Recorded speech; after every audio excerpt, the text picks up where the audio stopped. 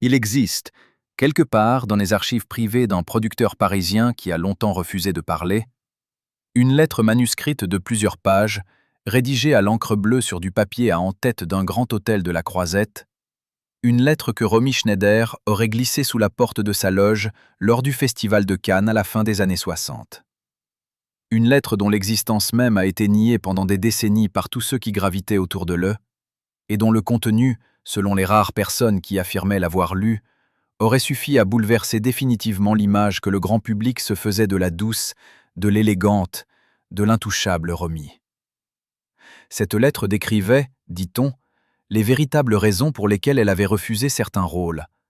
Des rôles que Brigitte Bardot avait ensuite acceptés et qui avaient fait scandale dans toute la France.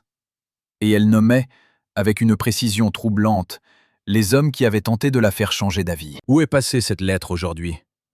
Entre quelles mains a-t-elle circulé, et pourquoi ceux qui la détiennent s'obstinent-ils à garder le silence?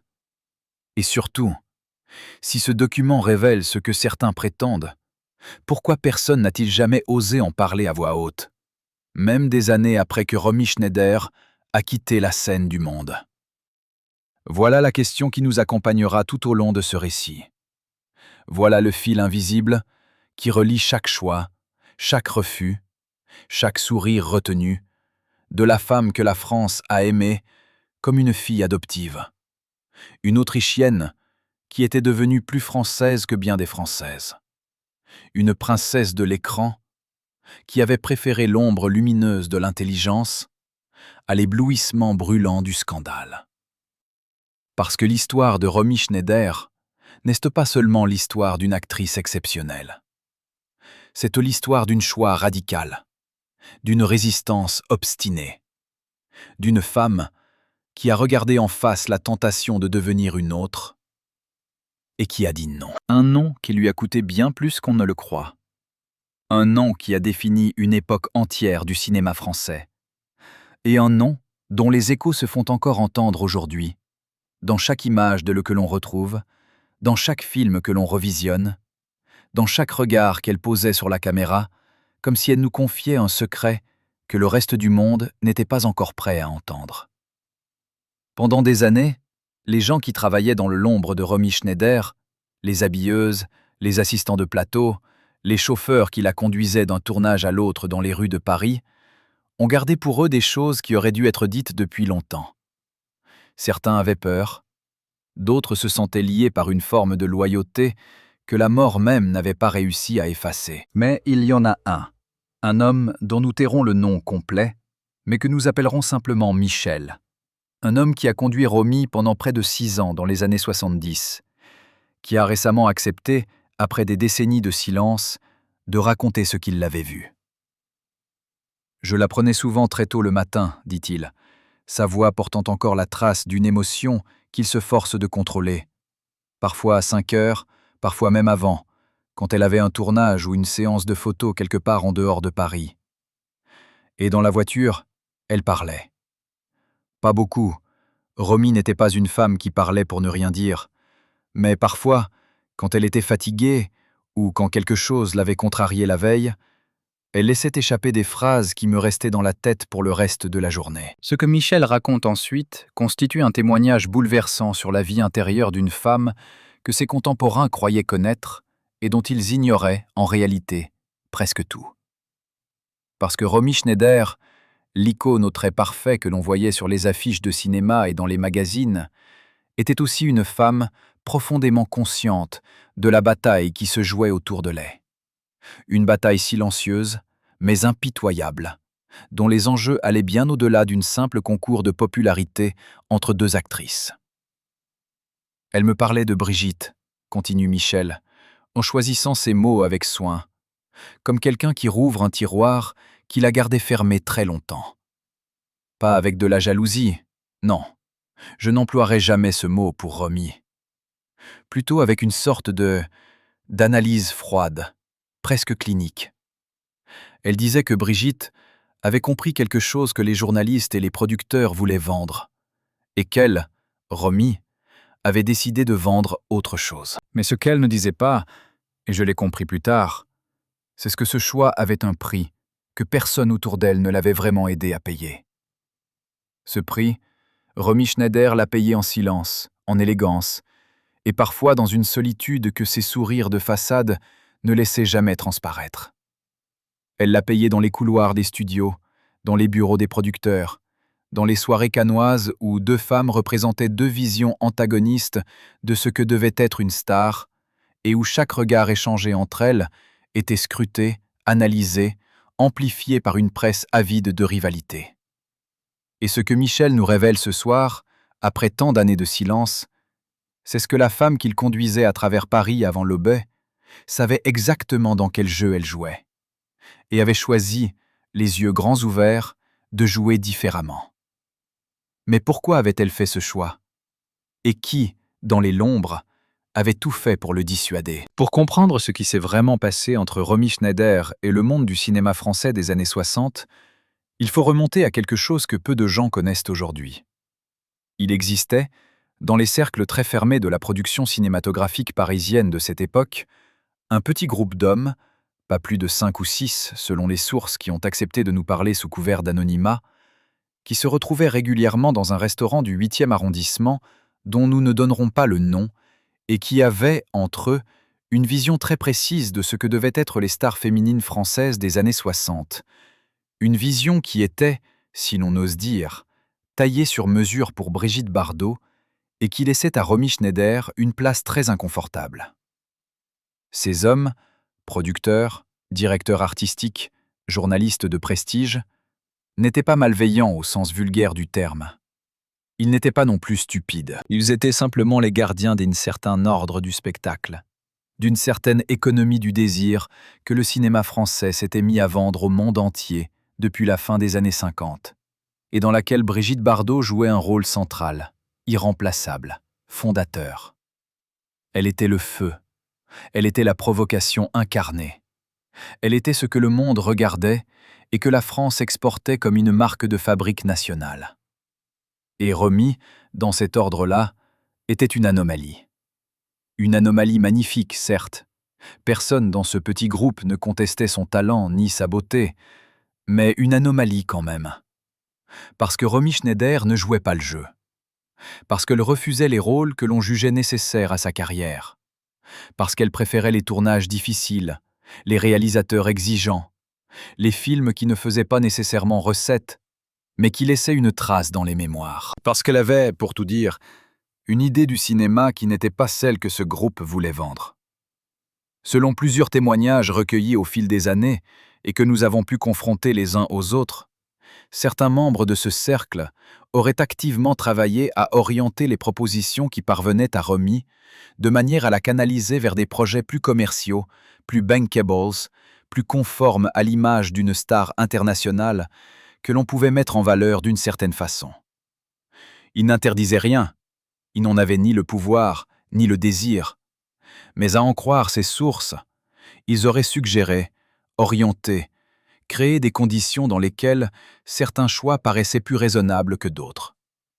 C'était une pression douce, invisible, continue, le genre de pression dont on ne se rend compte que des années plus tard, quand on repense au chemin parcouru et qu'on réalise qu'on a parfois tourné à des carrefours qu'on ne voyait pas clairement. Ce que Romy Schneider a fait face à cette pression est à bien des égards extraordinaire.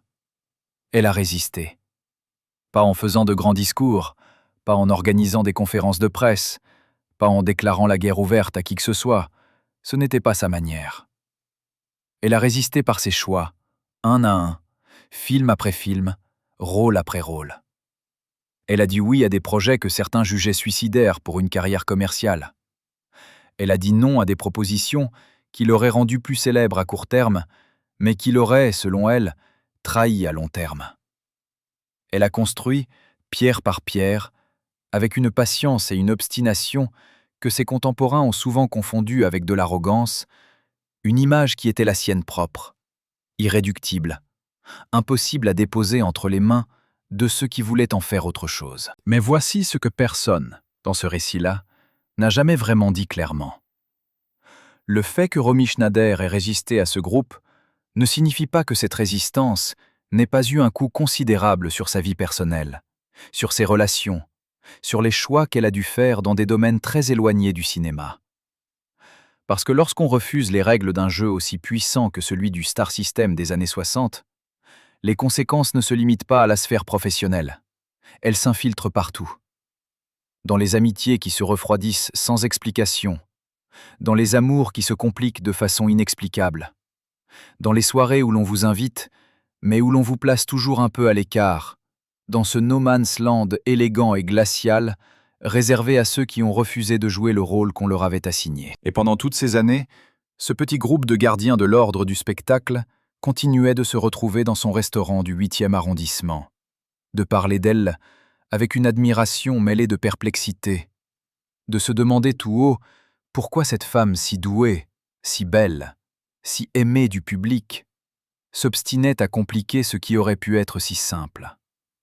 Ils ne comprenaient pas, ou plutôt, et c'est là la vérité la plus troublante, ils comprenaient très bien, mais ils ne pouvaient pas admettre que sa logique valait autant que la leur. Alors voici la question que nous devons poser maintenant, et qui ne trouvera pas de réponse facile.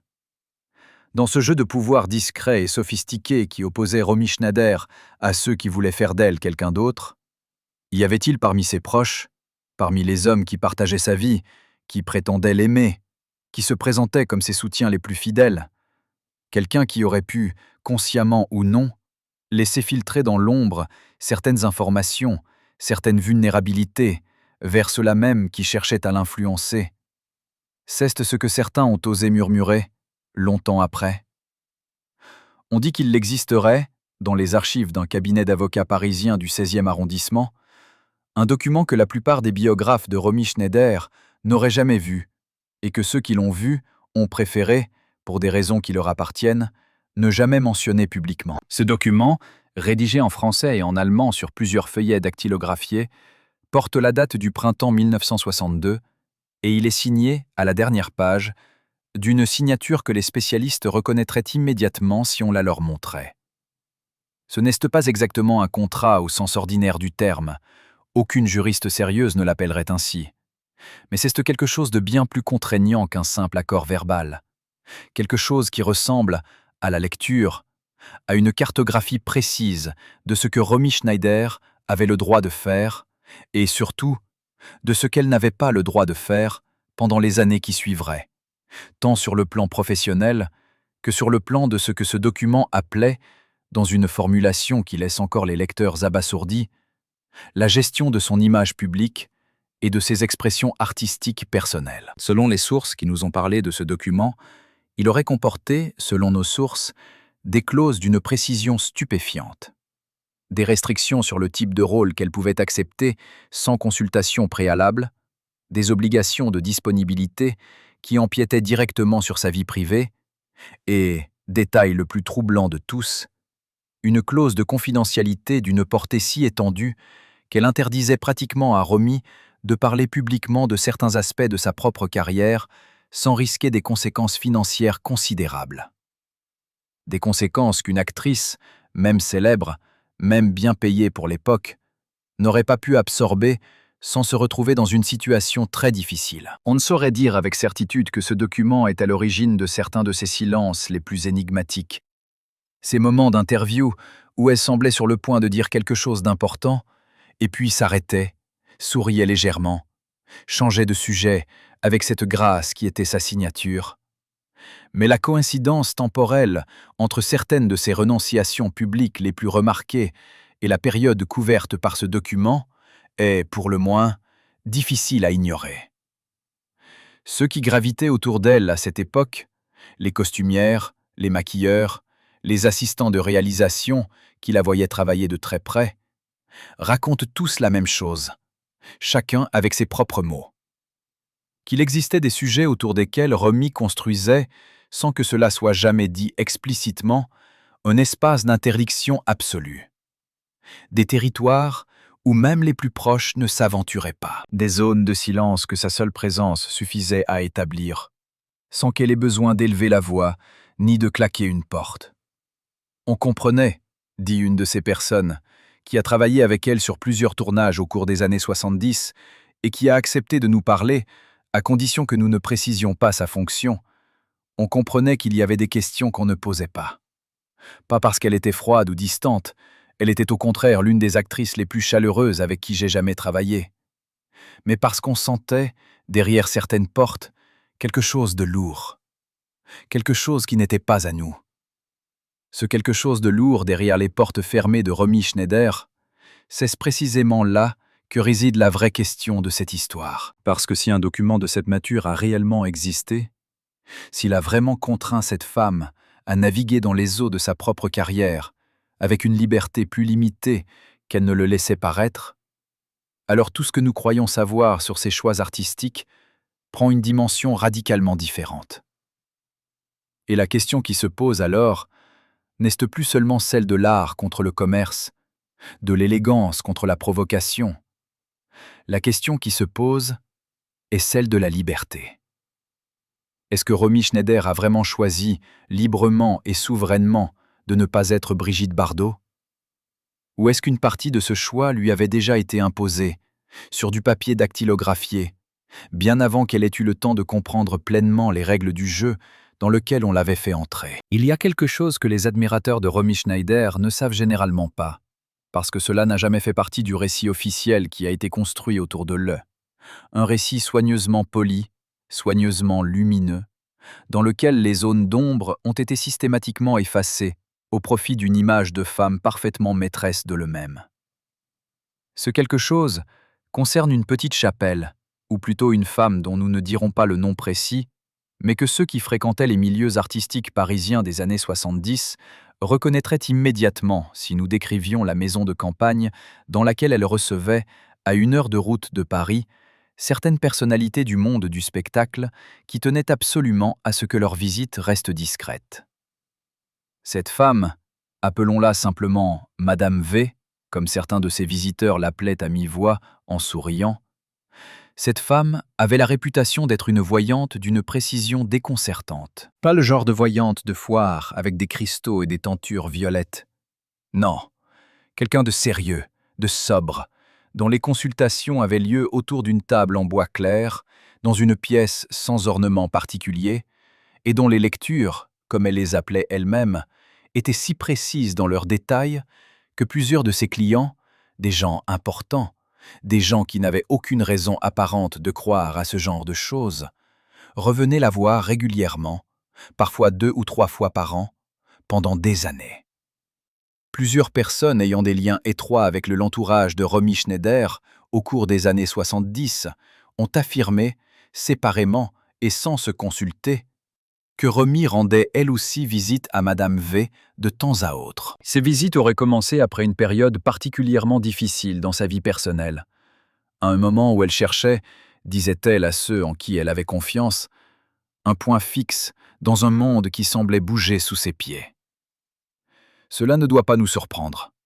Romy Schneider était une femme d'une sensibilité extrême, profondément attentive aux signes que lui envoyait le monde, et il serait réducteur et naïf de notre part de nous étonner qu'une femme de cette nature cherchât parfois, dans des espaces qui échappaient à la logique rationnelle du plateau de tournage et des interviews, une forme de boussole intérieure. Ce qui est plus troublant, et c'est là que cette histoire prend une dimension que nous n'avions pas anticipée en la racontant, c'est ce que Madame V aurait dit à Romy lors de l'une de ses visites, au cours de ce que plusieurs sources décrivent comme leur dernière rencontre, quelques années avant que Romy Schneider ne commence à connaître les épreuves personnelles qui marqueraient les dernières années de sa vie publique. Selon ce que l'une de ces sources, une femme qui travaillait alors comme assistante de Madame V et qui était donc présente dans la maison ce jour-là, même si elle n'était pas dans la pièce, aurait confié à quelqu'un qui nous l'a ensuite rapporté, Madame V aurait dit à Romy,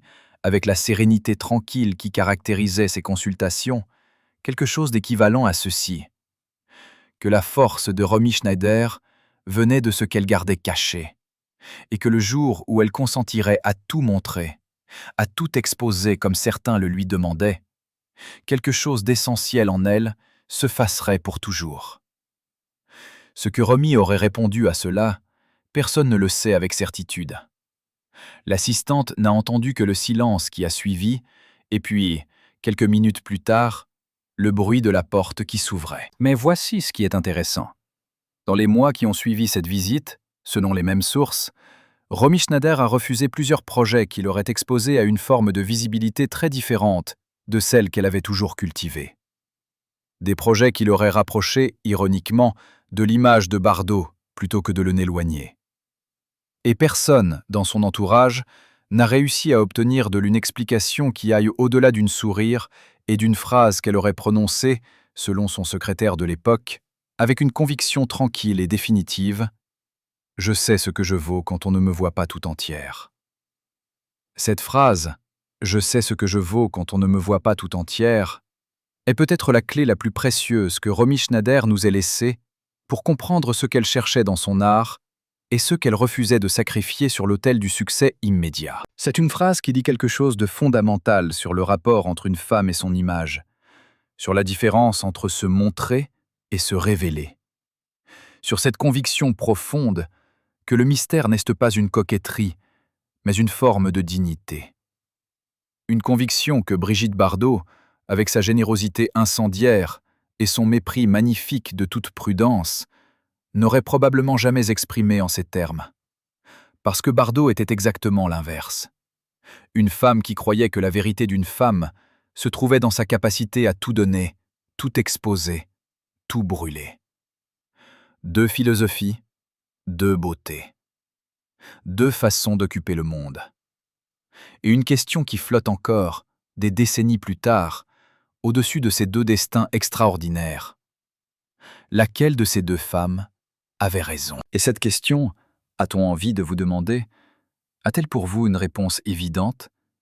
Ou vous laisse-t-elle, comme elle nous laisse, dans une perplexité admirative face à la richesse de ce qu'elles ont chacune représenté? Imaginez une rue calme du 14e arrondissement de Paris, un soir de la fin des années 70. Les réverbères projettent une lumière dorée sur les façades en pierre de taille, les cafés commencent à se vider de leurs derniers habitués, et dans un immeuble discret, dont rien en façade ne suggère quoi que ce soit d'exceptionnel, il existe un appartement que seule une poignée de personnes connaissent. Pas de plaque à la porte, pas de nom sur la sonnette, juste un numéro, comme tous les autres numéros de cet immeuble ordinaire, dans une rue ordinaire, d'un Paris qui ignore absolument ce qui se passe quelques mètres au-dessus du niveau de la rue. Cet appartement appartient, selon les témoignages que nous avons pu rassembler, à un homme que nous n'identifierons pas précisément, mais que l'on peut décrire comme un producteur de second rang, suffisamment influent pour avoir accès au cercle qui comptait, insuffisamment célèbre pour attirer l'attention des journalistes. Un homme de l'ombre, comme on en trouve dans toutes les industries créatives, pas assez visible pour être regardé de près, mais toujours là, toujours présent, toujours utile à quelqu'un. Et cet appartement, cet espace sans nom et sans plaque, était l'endroit où certaines conversations avaient lieu. Des conversations qui ne pouvaient pas avoir lieu ailleurs, dans des bureaux officiels ou des restaurants courus, où des oreilles indiscrètes auraient pu capter une phrase par-ci, un nom par-là. Plusieurs témoignages recueillis séparément au fil des années décrivent cet endroit avec des détails suffisamment concordants pour qu'on ne puisse pas les écarter comme de simples rumeurs. Des bibliothèques courant du sol au plafond, remplies de dossiers plutôt que de livres. Une table basse en verre sur laquelle on posait, lors de certaines réunions, des enveloppes qui n'étaient pas destinées à circuler dans les circuits officiels. Et, dans un coin, une collection de photographies encadrées, des photographies de stars, d'actrices, de réalisateurs, qui ressemblaient à première vue à la collection d'un admirateur passionné, mais qui fonctionnaient, à y regarder de plus près, comme une sorte de tableau de bord, une cartographie vivante des personnes dont cet homme gérait, d'une façon ou d'une autre, certains aspects de la vie professionnelle ou personnelle. Parmi ces photographies, plusieurs personnes qui ont décrit cet appartement mentionnent avoir vu, à des endroits différents et à des périodes différentes, deux portraits en particulier. L'un de Brigitte Bardot, l'autre de Romy Schneider. Deux portraits que cet homme avait, dit-on, placés délibérément l'un à côté de l'autre, comme pour matérialiser la comparaison que toute l'industrie faisait entre elles. Deux femmes, deux visions, deux façons d'être une star. Et entre elles, debout dans cet appartement sans nom, un homme qui s'était donné pour tâche, selon ses propres mots rapportés par l'une de ses sources, de trouver le bon angle d'entrée pour chacune d'elles. Trouver le bon angle d'entrée. Cette expression, prononcée dans un appartement du 14e arrondissement, un soir qui ressemblait à tous les autres soirs de Paris, résume avec une concision presque littéraire ce que certains représentants du système du cinéma français faisaient, à cette époque, avec les femmes qui avaient la chance, ou le malheur, d'être trop belles, trop talentueuses, trop visibles pour qu'on les laisse simplement exister, sans chercher à les orienter, à les cadrer, à les définir selon des catégories qui servaient d'abord les intérêts de ceux qui parlaient. Ce que Romy Schneider a fait face à cet angle d'entrée que certains voulaient lui imposer, face à cette tentative permanente de la rendre lisible selon des codes qui n'étaient pas les siens, c'est quelque chose qui n'a jamais été dit complètement, frontalement, dans aucune des biographies ni des documentaires qui lui ont été consacrés. On en voit les contours, on en devine la forme à travers ses interviews, à travers certains de ses choix les plus inattendus, à travers ces moments où elle semblait défier silencieusement les attentes en optant pour un rôle que personne n'aurait prédit. Mais la totalité de ce refus, sa profondeur, sa cohérence, son coût, reste encore largement dans l'ombre.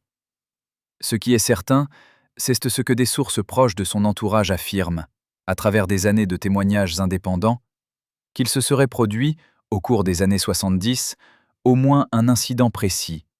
Un incident qui a mobilisé plusieurs personnes, qui a failli provoquer un éclat public d'une nature que l'on chercherait vainement dans les archives des journaux de l'époque, et qui a été résolu, comme on dit dans ces milieux, d'une façon qui a laissé plusieurs des protagonistes avec un sentiment profond d'insatisfaction. Cet incident concernait directement la façon dont Romy Schneider était représentée dans certains médias, et la question de savoir si elle avait donné ou non son accord explicite pour certaines utilisations de son image, dans un contexte qui dépassait largement le cadre d'un film ou d'une interview ordinaire.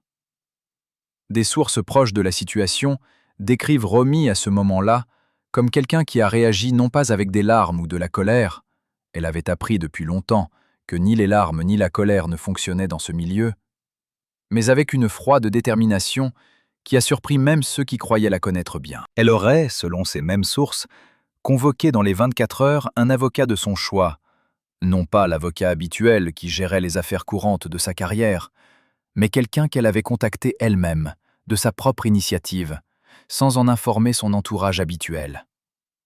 Et la réunion qui s'est ensuivie, brève et sans éclat, aurait suffi à mettre fin à l'incident en question sans que la presse en entende jamais parler.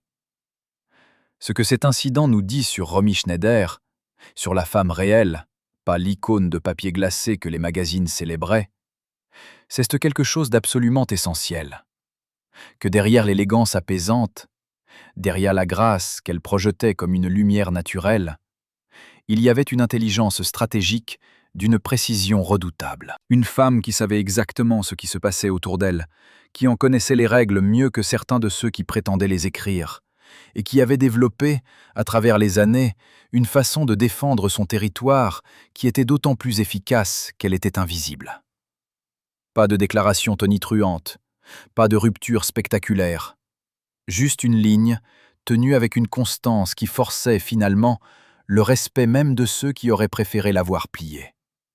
Et c'est peut-être là, dans cette combinaison d'apparente douceur et de résistance intérieure absolue, que réside la réponse à la question qui nous a guidés depuis le début de ce récit.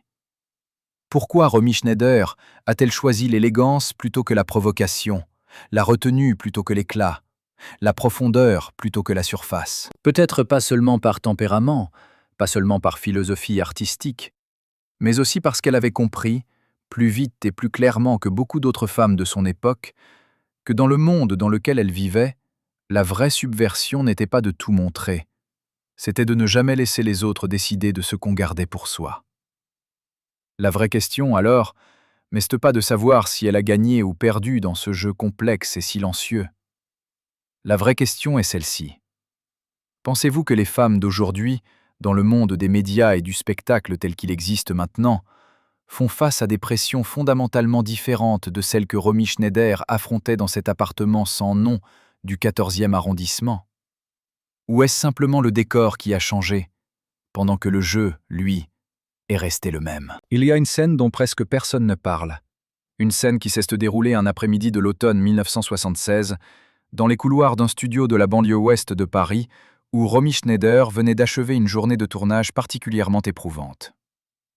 Une scène qui a été témoin par 3 personnes, un électricien, une script et le régisseur de plateau, et dont chacun de ces 3 témoins a donné, des années plus tard et séparément, une version qui coïncide dans ses détails essentiels avec une précision qui rend difficile de la mettre en doute.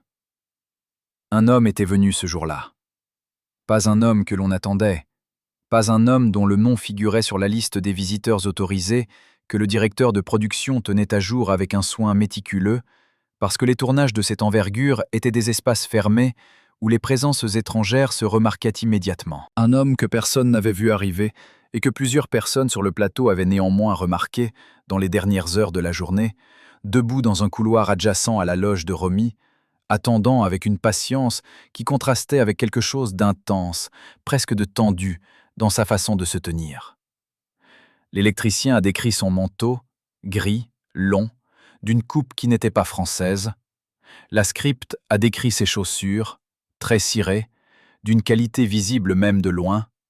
Et le régisseur a décrit la façon dont il regardait sa montre, régulièrement, comme quelqu'un qui sait exactement combien de temps il lui reste et qui compte les minutes avec une précision professionnelle. Qui était cet homme? D'où venait-il?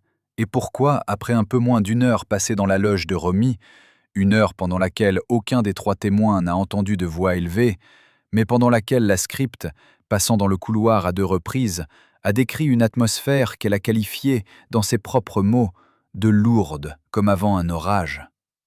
Pourquoi est-il reparti sans saluer personne, sans laisser de nom, sans laisser la moindre trace de son passage, sinon le fait que Romy Schneider, lorsqu'elle est sortie de sa loge quelques minutes après son départ, avait les traits tirés d'une façon que son maquilleur habituel n'avait encore jamais vue, et qu'elle a demandé, pour la première fois depuis des années selon ce même maquilleur, qu'on lui apporte quelque chose de fort à boire. Ce visiteur sans nom, et le fait qu'il n'ait jamais été identifié avec certitude, étant lui-même un élément de cette histoire qui mérite réflexion, est apparu dans la vie professionnelle de Romy Schneider à un moment qui n'était pas anodin.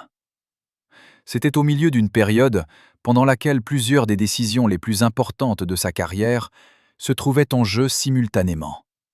Une convergence rare de choix qui allait déterminer, pour les années suivantes, non seulement les films dans lesquels on la verrait, mais aussi, et peut-être surtout, l'image qu'elle projetterait au-delà des frontières françaises, dans les marchés germanophones et anglophones, où son nom continuait à exercer une attraction considérable.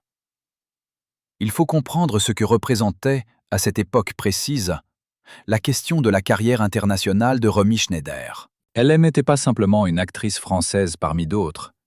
Elle était, pour une partie du public européen, et notamment pour le public de langue allemande, qu'il avait découverte dans les films de la série Sissi à la fin des années 50, une figure d'une symbolique presque nationale. Une femme dont le visage évoquait quelque chose qui dépassait largement le cadre d'un film ou d'une performance d'actrice. Et cette double appartenance, à la France intellectuelle et exigeante des grands réalisateurs, et à l'Europe centrale romantique et mélancolique des films de sa jeunesse, était à la fois sa force la plus singulière et, dans certains contextes, le point précis sur lequel certains intérêts pouvaient chercher à exercer une pression. La conversation qui s'est tenue dans cette loge, un après-midi d'automne 1976, n'a jamais été retranscrite nulle part. Son contenu exact appartient à ceux qui y étaient présents, et Romy Schneider ne n'a, à la connaissance de quiconque, jamais parlé publiquement. Mais ce qui s'est produit dans les semaines et les mois qui ont suivi cette visite, les changements subtils dans certaines de ses positions, le retrait discret de plusieurs projets qui semblaient avancer, et quelques déclarations à des interlocuteurs de confiance qui ont laissé entendre que quelque chose d'important avait changé dans sa façon d'envisager certains aspects de sa situation, tout cela dessine en creux la silhouette d'une conversation qui avait eu de la substance, et dont l'ombre a continué à se projeter longtemps après que l'homme au manteau gris a disparu dans le crépuscule de la banlieue ouest de Paris. Ce que l'on peut dire, en revanche, avec une certaine confiance, c'est que dans les entretiens qu'elle a accordés dans les mois qui ont suivi, Romy Schneider parlait de son avenir avec une inflexion légèrement différente de celle qu'on l'y connaissait. Moins ouverte, plus calculée, comme quelqu'un qui a reçu des informations qu'il doit maintenant intégrer et digérer avant de pouvoir reprendre sa marche en avant. Et dans une conversation avec un réalisateur avec lequel elle entretenait une relation de confiance ancienne, elle aurait prononcé, selon ce réalisateur lui-même qui l'a mentionné dans un entretien bien plus tardif, une phrase qui résonnait comme un aveu d'une densité particulière. Il y a des gens qui pensent savoir mieux que moi ce que je dois être. La différence entre eux et moi, c'est que moi, je sais que je sais. Qui était-il vraiment, cet homme au manteau gris qui avait su trouver le chemin d'une loge de tournage sans figurer sur aucune liste? Et quel message portait-il ce jour-là? Et si vous étiez à la place de Romy, avec la carrière qui était la sienne et les pressions qui l'accompagnaient, quelle réponse lui auriez-vous donnée?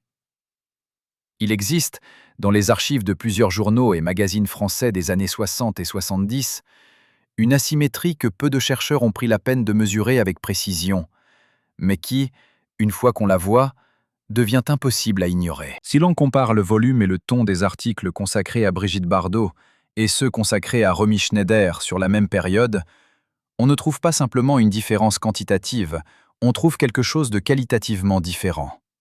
Une façon de traiter ces deux femmes qui révèle en filigrane la façon dont une certaine presse construisait et diffusait des catégories auxquelles les actrices étaient ensuite sommées de se conformer, que cela leur convienne ou non.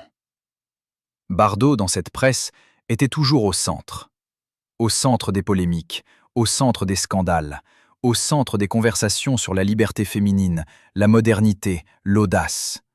Un centre brûlant et inconfortable, certes, mais un centre quand même.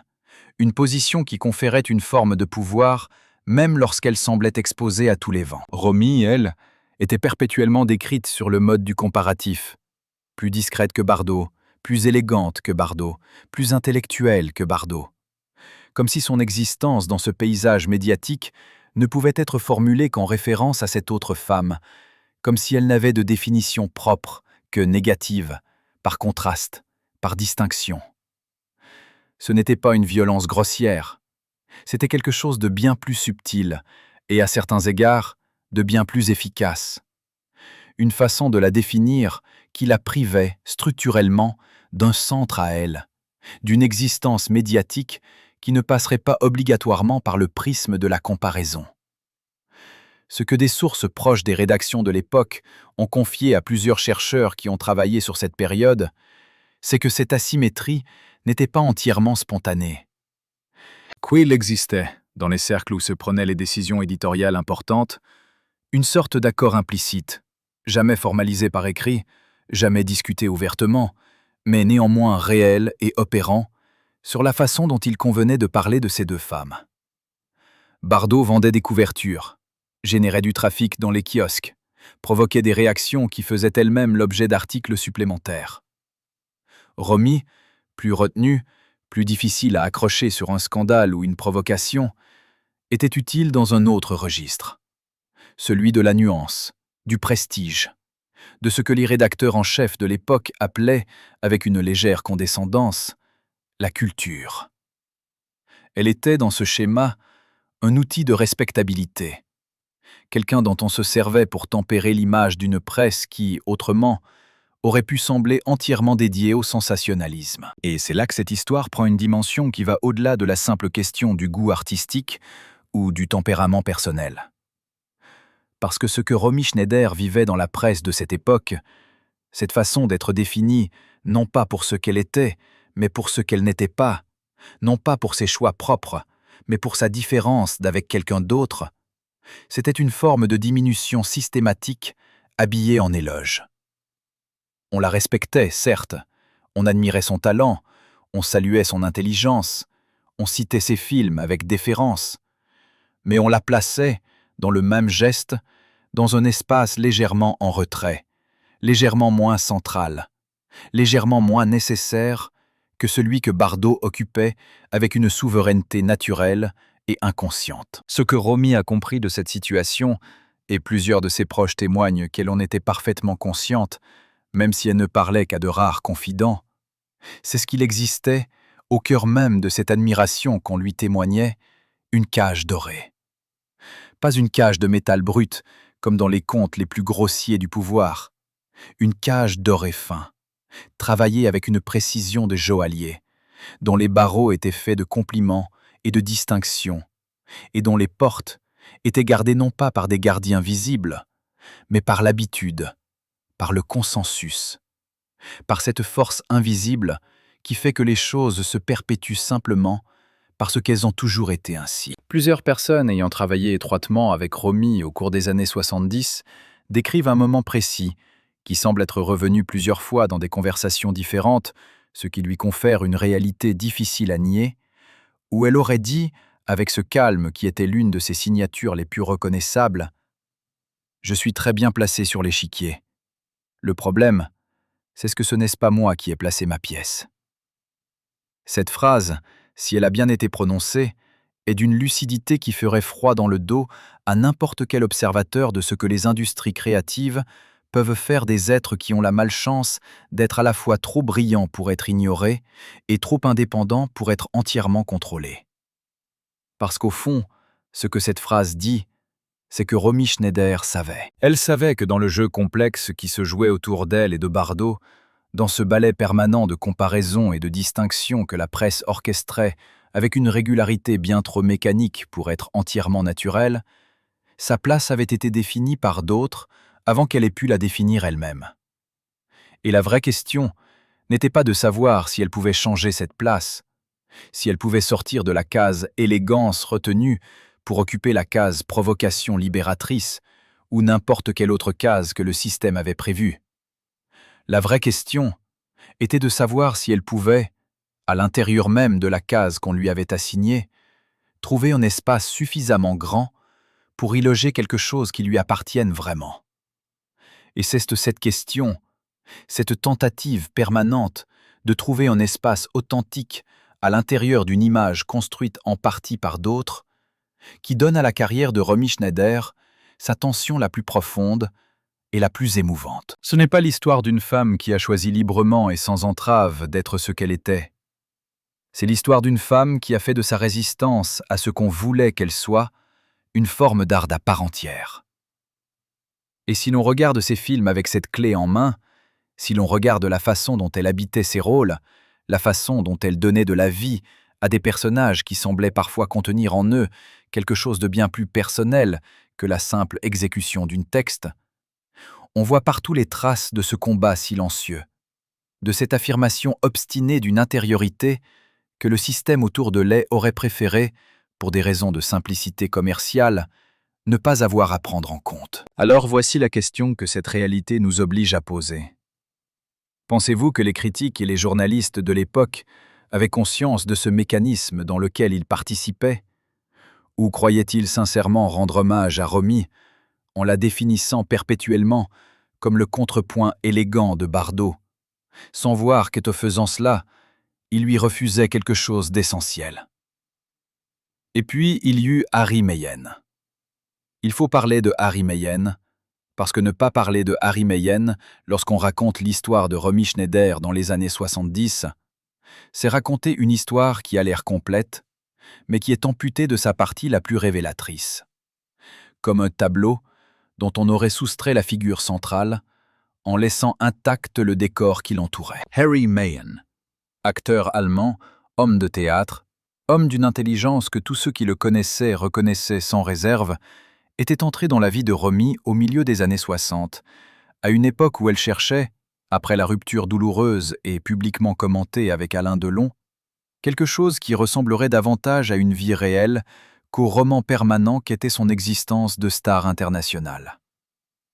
Ils s'étaient mariés en 1966, ils avaient eu un fils, et pendant plusieurs années, ceux qui les observaient de près avaient décrit une relation complexe mais substantielle. Deux intelligences qui se respectaient et parfois se heurtaient avec une violence propre à ceux qui ne savent pas se mentir. Mais ce que les biographies officielles et les portraits de magazines ont rarement dit clairement, Ce que les sources qui les ont connus durant cette période n'évoquent qu'avec une prudence mesurée, c'est ce que cette relation contenait en son cœur une contradiction profonde qui l'a rongé de l'intérieur pendant des années. Une contradiction qui concernait directement la question de l'indépendance artistique et personnelle de Romy. Harry Meyen était un homme de conviction forte. Un homme qui avait ses propres idées sur ce que devait être une femme dans le cadre d'une relation. Des idées qui n'étaient pas nécessairement conformes à ce que Romy Schneider était ou voulait devenir. Plusieurs témoignages recueillis au fil des années par des journalistes et des biographes qui ont eu accès à l'entourage de Romy décrivent une tension croissante entre eux sur la question de son indépendance professionnelle. Harry, dit-on, n'était pas à l'aise avec le fait que Romy soit non seulement la plus célèbre des deux, mais aussi la plus demandée, la plus adulée, la plus centrale dans l'imaginaire public. Ce n'était pas une jalousie ordinaire, ou du moins, ce n'est pas ainsi que les personnes qui les connaissaient l'ont décrite. C'était quelque chose de plus profond et de plus difficile à nommer.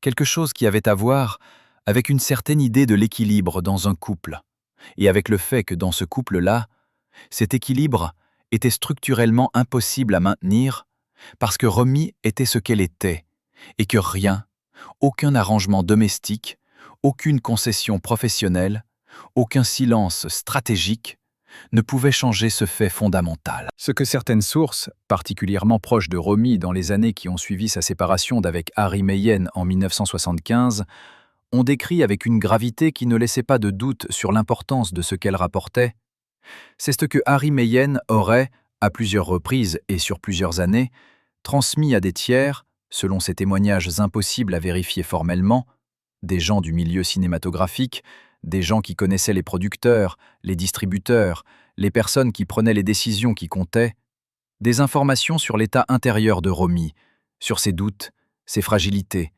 ses moments de fatigue ou de découragement qui, dans la vie ordinaire d'une femme ordinaire, n'auraient jamais quitté l'espace privé d'une maison partagée. Des informations qui n'auraient jamais dû circuler, des informations qui, dans les milieux où elles circulaient, pouvaient être utilisées, et selon ces mêmes sources, l'auraient parfois été, pour recadrer, comme on disait pudiquement, certaines de ses positions ou de ses résistances. Ce n'était pas de la malveillance pure, insistent plusieurs de ces sources, comme si elles voulaient protéger la mémoire d'un homme qui a lui-même traversé des épreuves considérables dans les dernières années de sa vie. C'était quelque chose de plus banal et de plus triste. Un homme qui cherchait, dans les conversations avec ceux qui avaient du pouvoir dans ce monde, une façon de reprendre la main dans une relation où il se sentait, fondamentalement, en position de faiblesse. Un homme qui avait confondu, avec une naïveté ou une inconscience difficile à démêler, la confidence et la trahison. Un homme qui avait utilisé ce qu'il savait de la femme qu'il aimait comme une monnaie dans un marché où Romy elle-même n'avait jamais consenti à entrer. Quand Romy Schneider a finalement compris l'étendue de ce qui s'était passé, et les versions divergent sur le moment précis et la façon dont elle l'a appris, certaines sources évoquant une conversation directe, d'autres un faisceau de coïncidences qui aurait fini par dessiner une image impossible à nier, sa réaction, selon ceux qui étaient proches d'elle à ce moment-là, n'est pas été un éclat de colère. Ce n'était pas dans sa nature de se laisser aller à une explosion publique ou même privée qui aurait pu être racontée et transformée en anecdote. Sa réaction a été, dit-on, un silence d'une qualité particulière. Le genre de silence qui n'est pas du vide, mais de la densité. Le genre de silence qui signifie qu'une décision vient d'être prise de façon définitive et qu'il serait inutile, désormais, de chercher à la discuter. Elle a poursuivi sa carrière avec une intensité renouvelée dans les années qui ont suivi. Elle a choisi des rôles qui portaient en eux quelque chose de plus sombre, de plus complexe, de moins lisible que ceux de ses premières années françaises. Des personnages qui semblaient habités, parfois, par une connaissance intime de ce que c'est que de découvrir que la confiance a été détournée. Certains critiques y ont vu une évolution naturelle de son art.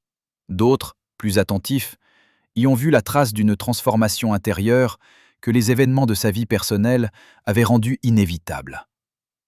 Ce que ces années nous révèlent sur Romy Schneider, sur ce qu'elle a traversé dans l'intimité de ce qui aurait dû être le refuge le plus sûr de sa vie, ce n'est pas une histoire de faiblesse. C'est une histoire de la façon dont la trahison, lorsqu'elle vient de là où on l'attendait le moins, forge parfois quelque chose d'irréductible dans le caractère de ceux qui la subissent. Et c'est peut-être une partie de l'explication de ce regard qu'elle avait. Ce regard dont tous ceux qui l'ont vu jouer ont parlé. Ce regard qui semblait contenir en lui-même des couches de compréhension difficiles à acquérir autrement qu'en ayant vraiment vécu quelque chose. Et c'est cela, à ce point précis de son histoire, qu'une question s'impose avec une force que les chapitres suivants devront affronter complètement. Sachant tout ce qu'elle savait, ayant traversé tout ce qu'elle avait traversé, comment Romy Schneider a-t-elle finalement reconstruit quelque chose qui ressemblait à la confiance? Et vers qui, dans les dernières années de sa vie publique, a-t-elle choisi de tendre la main? Il y avait, dans l'appartement parisien de Romy Schneider, au moment où les journées les plus difficiles de sa vie personnelle touchaient à leur fin, une chose que ses proches ont remarquée sans jamais vraiment savoir comment l'interpréter. Presque tous ses effets personnels les plus précieux, les bijoux offerts par des réalisateurs admiratifs, les lettres manuscrites de collaborateurs illustres, les petits objets qui constituent la mémoire tangible d'une vie entière consacrée au cinéma, avaient disparu. Pas progressivement, pas au fil des déménagements et des ruptures, mais d'une façon qui laissait une impression de vide soudain, comme si quelqu'un avait prélevé, avec méthode et sans bruit, les preuves matérielles d'une certaine version de sa vie. Son comptable de longue date, interrogé des années plus tard par un journaliste spécialisé dans les coulisses du cinéma français de cette période, a exprimé une perplexité qu'il n'a jamais résolue. Les comptes qui auraient dû refléter une carrière de ce niveau, une carrière portée par des films comme César et Rosalie, comme Le Vieux Fusil, comme des dizaines d'autres productions européennes majeures, présentaient des lacunes inexplicables. Des sommes englouties dans des structures contractuelles dont personne, dans l'entourage immédiat de Romy, ne semblait avoir été informé à l'époque où les signatures avaient été apposées. Où étaient passés les fruits d'une vingtaine d'années de travail intense, de tournages enchaînés, parfois au détriment de sa santé, de cette productivité d'actrice que ses contemporains jugeaient presque excessive pour quelqu'un qui aspirait à la qualité plutôt qu'à la quantité. La question n'a jamais reçu de réponse satisfaisante dans les cercles officiels. Mais plusieurs personnes qui connaissaient les rouages des contrats cinématographiques de cette époque, et qui ont bien voulu parler sans que leur nom soit mentionné, ont émis une hypothèse qui revenait avec une régularité troublante. Que certaines des structures juridiques dans lesquelles les revenus de Romy avaient été canalisés étaient des constructions conçues pour durer le temps d'une relation, pas le temps d'une carrière. Et que lorsque la relation s'était défaite, les structures, elles, avaient survécu, continuant à drainer dans une direction que Romy ne contrôlait plus et dont elle n'avait peut-être jamais compris l'intégralité des implications. Il faut s'arrêter un instant sur ce que cela signifie concrètement. Romy Schneider, au cours des années 70, était l'une des actrices les plus demandées d'Europe. Ses cachets, bien qu'elle ne se soit jamais vantée de les négocier avec agressivité, étaient ceux d'une star de son niveau.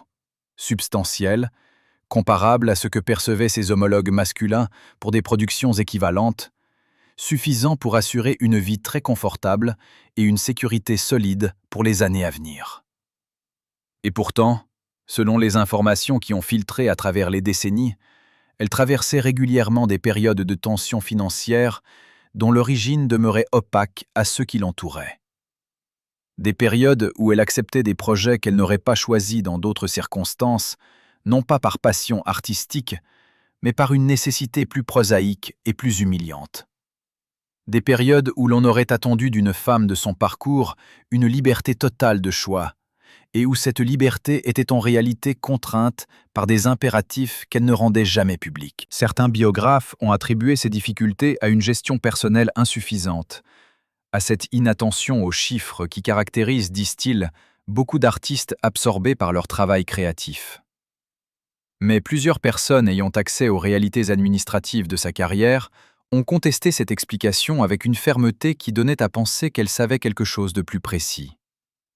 que la question n'était pas celle d'une inattention ou d'une négligence, mais celle de structures mises en place par d'autres à des moments où Romy faisait confiance à ceux qui lui disaient s'occuper des détails, structures qui avaient ensuite acquis une autonomie et une opacité suffisantes pour échapper à tout contrôle de sa part. Et si cette hypothèse est juste, si une partie significative des revenus d'une carrière entière a effectivement été absorbée par des mécanismes contractuels dont Romy elle-même ne mesurait pas pleinement la portée, alors il faut reconnaître que nous sommes face à quelque chose qui dépasse de loin la simple anecdote biographique. Nous sommes face à une question de justice, de dignité, et de ce que le monde du spectacle peut faire, parfois, à ceux qui lui donnent le meilleur. De même en faisant confiance à ceux qui sont supposés les représenter. Ce qui est certain, et c'est peut-être le détail le plus révélateur de tous, c'est que Romy Schneider, dans les interviews de cette période, évitait systématiquement les questions sur l'argent avec une habileté qui, rétrospectivement, ressemble moins à de la discrétion qu'à la prudence de quelqu'un qui a appris, à ses dépens, que certains territoires sont trop douloureux pour être traversés à voix haute. Elle changeait de sujet avec ce sourire qu'elle avait, ce sourire qui n'était pas un sourire de joie, mais un sourire d'intelligence, un sourire qui disait « Je sais que tu sais que je ne répondrai pas ». Et nous pouvons tous les deux faire semblant que la question n'a pas été posée. Et la presse, dans sa grande majorité, acceptait ce contrat implicite, comme elle avait toujours accepté, avec Romy Schneider, de ne pas aller là où elle ne voulait pas être suivie. Alors voici la question qui se pose, et qui ne cesse de résonner au fil de cette histoire. Si les personnes qui étaient censées protéger les intérêts de Romy Schneider l'ont en réalité exposée à des pertes qu'elle n'aurait jamais acceptées en connaissance de cause, quelle est la part de trahison délibérée dans cette histoire? Et quelle est la part de cette complaisance paresseuse qui permet aux abus de s'installer précisément là où la confiance aveugle a été accordée sans réserve? L'héritage de Romy Schneider est vivant dans les mémoires de ceux qui l'ont vu, qui l'ont aimé, qui l'ont regardé vivre et travailler avec cette intensité tranquille qui était sa signature la plus profonde. Il est vivant dans les questions qu'elle continue à poser, sur les femmes et le pouvoir, sur l'art et le commerce, sur la liberté et ses prix, sur ce que signifie rester soi-même dans un monde qui a constamment intérêt à vous faire devenir quelqu'un d'autre. Il est vivant, surtout, dans cette intuition que ses spectateurs ont gardée, sans pouvoir toujours l'expliquer, que derrière le personnage, quel que soit le personnage, il y avait quelqu'un. Quelqu'un de réel, de complexe, de digne de tout le respect qu'elle n'a jamais demandé, mais qu'elle méritait entièrement. C'est ça, la victoire de l'ombre sur le feu. Non pas une victoire bruyante, non pas un triomphe spectaculaire que la presse peut photographier et célébrer, mais cette permanence tranquille, cette façon de continuer à exister dans les mémoires et dans les esprits avec une présence que le temps a rendue plus nette plutôt que plus floue. Romy Schneider a choisi de ne pas tout brûler. Et c'est peut-être pour cette raison que, des décennies plus tard, il reste encore quelque chose à allumer. Amis, nous voici au bout de ce voyage au cœur de l'une des destinées les plus fascinantes du cinéma européen. Nous avons traversé ensemble les coulisses, les silences, les choix courageux et les blessures cachées d'une femme qui a refusé, jusqu'au bout, de laisser les autres écrire son histoire à sa place. Alors maintenant, c'est votre tour. Comment percevez-vous Romy Schneider? Était-elle une femme qui a choisi librement son chemin, ou une femme dont les choix ont été façonnés, en partie, par des forces qu'elle ne contrôlait pas entièrement? Était-elle la victime d'un système qui ne savait pas quoi faire de son intelligence et de son refus de se laisser enfermer, ou la maîtresse souveraine de sa propre légende, celle qui a décidé, les yeux ouverts, de ce qu'elle voulait être? Écrivez votre réponse dans les commentaires, parce que nous voulons vraiment savoir ce que vous pensez. Et parce que nous voulons savoir si Romy Schneider est encore vivante dans les souvenirs de votre ville, de votre génération, de votre enfance, devant un écran de cinéma. Si cette histoire vous a touché, si elle vous a rappelé quelque chose que vous saviez sans pouvoir le nommer, laissez un pouce levé. C'est la façon la plus simple de dire que la vérité mérite d'être cherchée. Et abonnez-vous pour ne manquer aucun des récits que nous préparons sur ces femmes et ces hommes qui ont fait de leur existence une œuvre à part entière.